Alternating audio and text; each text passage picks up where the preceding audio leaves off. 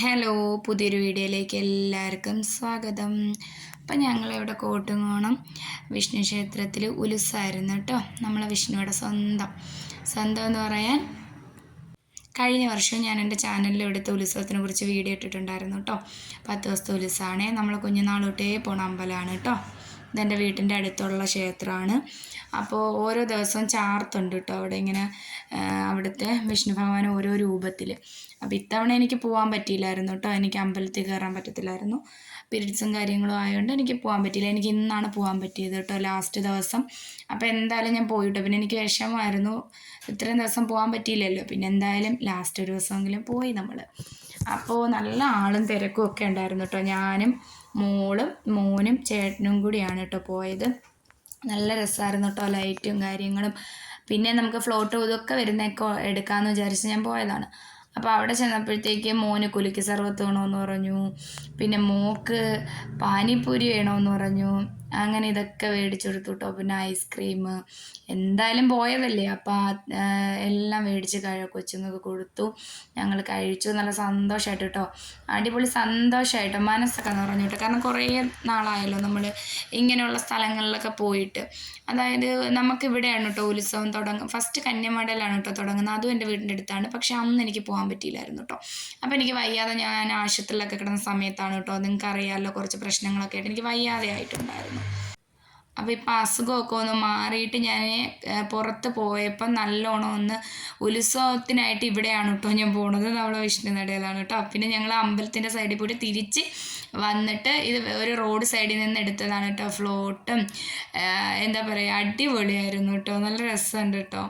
അപ്പോൾ ഇതൊക്കെ നമ്മളിങ്ങനെ എടുത്തു. പിന്നെ ഈ വീഡിയോ കണ്ടുകൊണ്ടിരിക്കുമ്പോൾ നിങ്ങൾക്ക് ഇഷ്ടപ്പെടുകയാണെങ്കിൽ ലൈക്ക് ചെയ്യുക, ഷെയർ ചെയ്യുക, കമൻറ്റ് ചെയ്യുക കേട്ടോ. പിന്നെ ഈ ചാനൽ സബ് ചെയ്യാതെ ആരെങ്കിലും കാണുന്നുണ്ടെങ്കിൽ ചാനലൊന്ന് സബ് ചെയ്യണം കേട്ടോ. നമ്മളെ സപ്പോർട്ട് ചെയ്യണം കേട്ടോ. നമ്മളെ കുഞ്ഞൊരു ചാനലാണ്, എപ്പോഴും പറയുന്ന കണക്ക്. അപ്പോൾ എപ്പോഴും പറയുന്ന കണക്ക്, എപ്പോഴത്തെ കണക്ക് ഞാൻ പിന്നെയും നിങ്ങളെല്ലാവരും ഓർമ്മപ്പെടുത്തുവാണ്. നമ്മളെ ചാനലൊക്കെ സബ് ചെയ്യണം, നമ്മളെ സപ്പോർട്ട് ചെയ്യണം, എന്നാലേ നമുക്ക് മുമ്പോട്ട് പോകാൻ പറ്റുള്ളൂ. അപ്പോൾ എന്താ പറയുക, ഇടയ്ക്കൊക്കെ വെച്ച് വയ്യാതൊക്കെ ആയപ്പോൾ ഞാൻ വീഡിയോ ഇടലൊക്കെ കുറച്ചതാണ് കേട്ടോ. ഇനി ഞാൻ നല്ല ഉഷാറായിട്ട് മുമ്പോട്ട് വരും. കാരണം നമ്മുടെ ജീവിതത്തിലെ സന്തോഷങ്ങൾ നമ്മൾ ആസ്വദിച്ച് മുമ്പോട്ട് പോവുക. പിന്നെ എനിക്കിപ്പോൾ പറയാനുള്ളതെന്ന് പറഞ്ഞാൽ ഞാനും എൻ്റെ ചേട്ടനും എൻ്റെ 2 മക്കളുമാണ് കേട്ടോ. അപ്പോൾ മാക്സിമം ഞങ്ങൾ സന്തോഷമായിട്ട് ഞങ്ങൾ ജീവിക്കുക. ആ സന്തോഷം അതെല്ലാം വീഡിയോസാക്കി നിങ്ങൾക്ക് ഇട്ട് തരിക. എന്നെ സ്നേഹിക്കുന്ന നിങ്ങളുടെ മുമ്പിലോട്ട് വരുമ്പോൾ നിങ്ങൾ എന്നെ സ്നേഹിക്കുക, വീഡിയോകൾ നിങ്ങൾ സ്വീകരിക്കുക. ഇതൊക്കെ കേട്ടോ എനിക്ക് പറയാനുള്ളത്. പിന്നെ നെഗറ്റീവ് ഇടുന്നവരൊക്കെ നെഗറ്റീവ് ഇട്ടോട്ടെ, അതൊന്നും എനിക്ക് ശ്രദ്ധിക്കേണ്ട കാര്യമില്ല. അതിൻ്റെ പിറകെ ഞാൻ പോവത്തേയില്ല.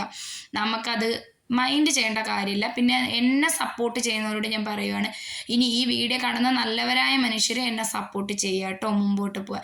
പിന്നെ അതേ കുറേ ആൺപിള്ളേർ ഡാൻസ് കളിക്കുകയാണ് കേട്ടോ. ചെണ്ടമേളവും കാര്യങ്ങളൊക്കെ ഉണ്ട്, അതിൻ്റെ കൂടെ ഡാൻസ് കളിക്കുകയാണ് കേട്ടോ. നല്ല രസമുണ്ടായിരുന്നു കേട്ടോ അതൊക്കെ കണ്ടുകൊണ്ടിരിക്കാൻ. പിന്നെ കുഞ്ഞാറ്റം പീഷും ഞാനും കൂടി ഈ സൈഡിൽ നിന്ന് കാണുകയാണ്. ചേട്ടനായിരുന്നു കേട്ടോ ഈ വീഡിയോ ഒക്കെ എടുത്തത്. അപ്പോൾ ഇനിയിപ്പോൾ അടുത്ത നമ്മളിവിടെ തൈപ്പൂയം വരുന്നുണ്ട് കേട്ടോ. അതും പരവൂരുള്ളവർക്ക് ഭയങ്കര ഉത്സവമാണ് കേട്ടോ, ആഘോഷമാണ്. ശൂലം കുത്തൊക്കെ ഉണ്ട്. അപ്പോൾ അപ്പോൾ പോകുമ്പോഴും ഞാൻ വീഡിയോസൊക്കെ ഇടാം കേട്ടോ.